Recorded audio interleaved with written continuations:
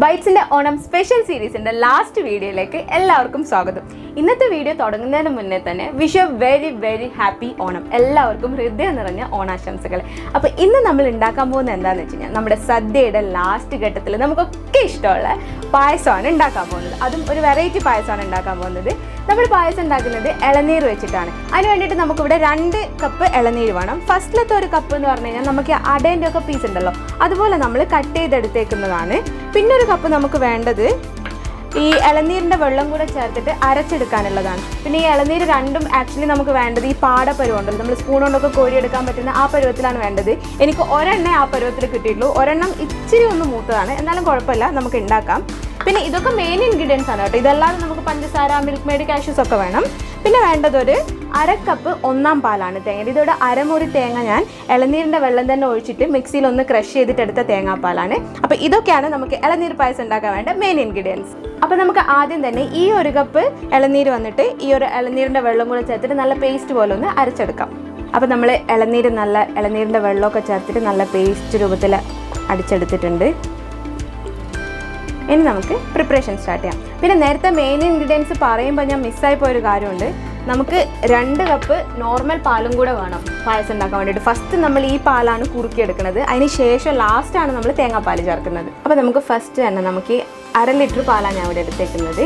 അത് നമ്മൾ പായസം ഉണ്ടാക്കുന്ന പാത്രത്തിലോട്ട് ഒഴിച്ചു കൊടുക്കാം. പാല് നന്നായിട്ട് തിളച്ചിട്ടുണ്ട്. തിളച്ച് കഴിഞ്ഞാൽ നമ്മുടെ ഫസ്റ്റ് പരിപാടി എന്താണെന്ന് വെച്ച് കഴിഞ്ഞാൽ ഇത് നല്ലോണം ഇളക്കി നമ്മൾ പകുതിയാക്കിയിട്ട് കുറുക്കിയെടുക്കണം. അതായത് ഈ പാലിൻ്റെ കളറൊക്കെ ഒന്ന് മാറി വരില്ലേ, അത്രയും നമ്മളിതിനെ കുറുക്കിയെടുക്കണം. ഈ ഇളനീർ പായസം ഉണ്ടാക്കുമ്പോഴല്ലോ ഈ ഒരു സ്റ്റേജിൽ മാത്രമേ നമുക്ക് ഗ്യാസ് കുറച്ച് ഫ്ലെയിം കൂട്ടി വെക്കാൻ പറ്റുള്ളൂ. ഇത് കഴിഞ്ഞ് കഴിഞ്ഞാൽ പിന്നെ ചെയ്യുന്ന എല്ലാ പരിപാടികളും നമ്മൾ മിനിമം ഫ്ലെയിമിൽ വെച്ചിട്ട് വേണം ചെയ്യാൻ. എന്താ വെച്ചാൽ നമ്മൾ ഈ ഇളനീരൊക്കെ അരച്ചെടുത്തിരിക്കുന്നത് ഇളനീരിൻ്റെ വെള്ളത്തിലാണ്. അപ്പോൾ അത് പാലുമായിട്ട് ചേരുമ്പം പിരിഞ്ഞു പോകാനുള്ള ചാൻസ് ഉണ്ട്. അതുകൊണ്ട് നമ്മൾ ബാക്കിയൊക്കെ ചെയ്യണത് മിനിമത്തിൽ വെച്ചിട്ടാണ്. അതൊന്ന് ശ്രദ്ധിച്ചേക്കണേ. ഇതാണ് ശരിക്കും പറഞ്ഞു കഴിഞ്ഞാലേ പായസത്തിൽ ഉണ്ടാക്കുന്നതിൽ കുറച്ച് കട്ടിയായ പണി, ഈ പാല് കുറുക്കൽ.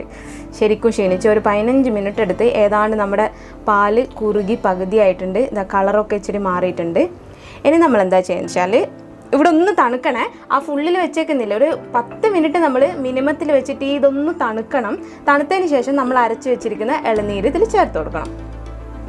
അപ്പോൾ നമുക്കിനി അരച്ച് വെച്ചിരിക്കുന്ന ഇളനീര് ചേർക്കാവേ.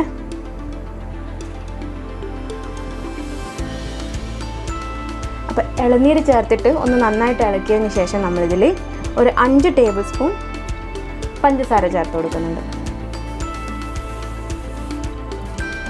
ഇപ്പം നമ്മൾ 5 ടേബിൾ സ്പൂണേ ചേർത്ത് കൊടുക്കുന്നുള്ളൂ. എന്ന് വെച്ചാൽ നമ്മൾ പിന്നെ കണ്ടൻസ്ഡ് മിൽക്കും ചേർക്കുന്നുണ്ട്. അപ്പം മധുരം പിന്നെ നോക്കിയിട്ട് ആവശ്യമാണെങ്കിൽ ലാസ്റ്റ് ചേർത്ത് കൊടുത്താൽ മതി. ഇതൊന്ന് നന്നായിട്ട് മിക്സ് ചെയ്യാം. ഇനി നമുക്ക് ഇതിലോട്ടൊരു 3 ടേബിൾ സ്പൂൺ മിൽക്ക് മെയ്ഡ് ചേർത്ത് കൊടുക്കാം. മിൽക്ക് മെയ്ഡോ മിഠായി മിൽക്കോ. മിൽക്ക് മെയ്ഡ് ചേർക്കുമ്പോൾ തന്നെ ഇങ്ങനെ ഇളക്കി കൊടുത്തുകൊണ്ടേ ഇരിക്കണം. കാരണം അത് പെട്ടെന്ന് അടി പിടിക്കണ സാധനമാണ് മിൽക്ക് മെയ്ഡ്. നല്ലോണം ഇങ്ങനെ ഇളക്കിക്കൊണ്ട് ചേർത്ത് കൊടുക്കാം. ഇനി നമുക്ക് ഒരു 3 ഏലക്ക ജസ്റ്റ് ഒന്ന് ക്രഷ് ചെയ്തിട്ട് ഇതിൽ ചേർത്ത് കൊടുക്കാവേ. ഇത്രയേ ഉള്ളൂ. ഇത് കഴിഞ്ഞ് കഴിഞ്ഞാൽ നമ്മൾ മിനിമം ഫ്ലെയിമിൽ തന്നെ വെച്ചിട്ട് ഇതൊന്ന് തിളക്കുന്നത് വരെ വെയിറ്റ് ചെയ്യണം.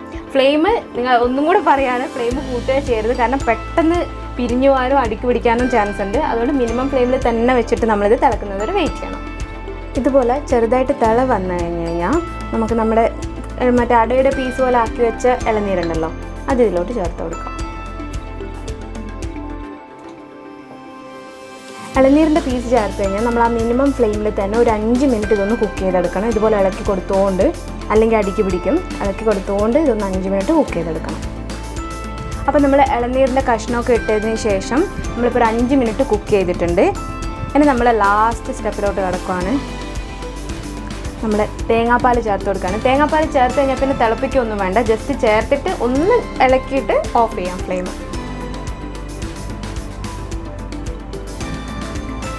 നല്ല തിക്നെസ് ഉണ്ട് പായസത്തിന്. തേങ്ങാപ്പാൽ ചേർത്തിട്ട് നല്ല തിക്നെസ് ഉണ്ട്. പിന്നെ ഈ പായസം വന്നിട്ട് ചൂടോടെ കഴിക്കണ ഒരു പായസമല്ല, ഒന്ന് തണുത്തിട്ട് പിന്നെ ഫ്രിഡ്ജിലൊക്കെ വെക്കുകയാണെങ്കിൽ പൊളിയാണ്. നല്ല ഐസ്ക്രീം, നല്ല ടെൻഡർ കോക്കനട്ട് ഐസ്ക്രീം ഉണ്ടല്ലോ മാരിബോയിൻ്റെ, അതുപോലത്തെ ഒക്കെ ടേസ്റ്റാണ്. അതിൽ ഫ്രിഡ്ജിൽ വെച്ചിട്ട് കഴിക്കാനും സൂപ്പറാണ്. അല്ലെങ്കിൽ തന്നെ ഒന്ന് തണുത്തിട്ട് കഴിക്കണതാണ് എന്തുകൊണ്ടും നല്ലത്. ഇനി നമുക്ക് ഫ്ലെയിം ഓഫ് ചെയ്തിട്ട് കുറച്ച് ഗീല് കാഷ്യൂസും റേസിൻസും ഒക്കെ ഒന്ന് റോസ്റ്റ് ചെയ്തിട്ട് ചേർത്ത് കൊടുക്കാം. ഞാൻ ഇവിടെ റേസിൻസ് ചേർക്കുന്നില്ല, കാരണം ഇവിടെ എല്ലാവരും പായസത്തിൽ റേസിൻസ് കിട്ടിക്കഴിഞ്ഞാൽ അതെടുത്ത് മാറ്റി വയ്ക്കുന്ന ആൾക്കാരാണ്. അപ്പോൾ പിന്നെ എന്തിനാണ് വെറുതെ ചേർക്കണത്? അതുകൊണ്ട് ഞാൻ കാഷ്യൂസ് മാത്രമേ ചേർക്കുന്നുള്ളൂ.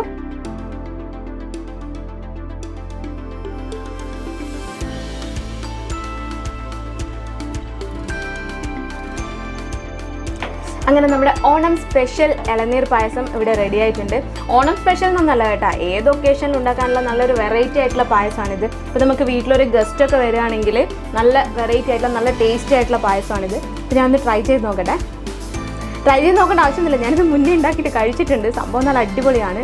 അപ്പോൾ നിങ്ങൾ എന്തായാലും ഇതൊന്ന് കഴിച്ച് നോക്കിയിട്ട് അഭിപ്രായം ഞങ്ങളെ കമൻറ്റ് ബോക്സിൽ അറിയിക്കണം. ഈ ഒരു പായസത്തിന് എനിക്ക് കോൺഫിഡൻസ് ഉണ്ട്, പോസിറ്റീവ് റിവ്യൂ മാത്രമേ വരൂ എന്നുള്ളത്. അടിപൊളിയാണ് കേട്ടോ. ആ ഇളനീരിൻ്റെ പീസൊക്കെ ഇതിൽ കിടക്കുന്നതുകൊണ്ട് നല്ല കഴിക്കുമ്പോൾ തന്നെ ആ ഫ്രഷ് ഫ്ലേവർ നമുക്ക് കിട്ടുന്നുണ്ട്. അപ്പോൾ ഇത്തവണത്തെ ഓണത്തിന് ഒരു വെറൈറ്റി ആയിട്ട് നിങ്ങൾ ഈ ഒരു ഇളനീർ പായസം ഒന്ന് ട്രൈ ചെയ്ത് നോക്കണം. ബൈറ്റ്സിൻ്റെ ഇന്നത്തെ വീഡിയോ ഇവിടെ അവസാനിക്കുകയാണ്. ഒപ്പം നമ്മുടെ ഓണം സ്പെഷ്യൽ സീരീസും ഇവിടെ വൈൻഡ് അപ്പ് ചെയ്യാണ്. അപ്പം പോകുന്നതിന് മുന്നേ ഒരു വട്ടം കൂടെ നിങ്ങൾക്ക് എല്ലാവർക്കും ഹൃദയം നിറഞ്ഞ ഓണാശംസകൾ. ഞങ്ങളുടെ വീഡിയോ നിങ്ങൾ ആദ്യമായിട്ടാണ് കാണുന്നതെങ്കിൽ പ്ലീസ് ലൈക്ക് ചെയ്യുക, ഷെയർ ചെയ്യുക, സബ്സ്ക്രൈബ് ചെയ്യുക. അപ്പോൾ ബൈറ്റ്സിൻ്റെ അടുത്ത വീഡിയോയിൽ കാണുന്നത് വരയ്ക്കും this is Subi signing off from Bytes. Bye by.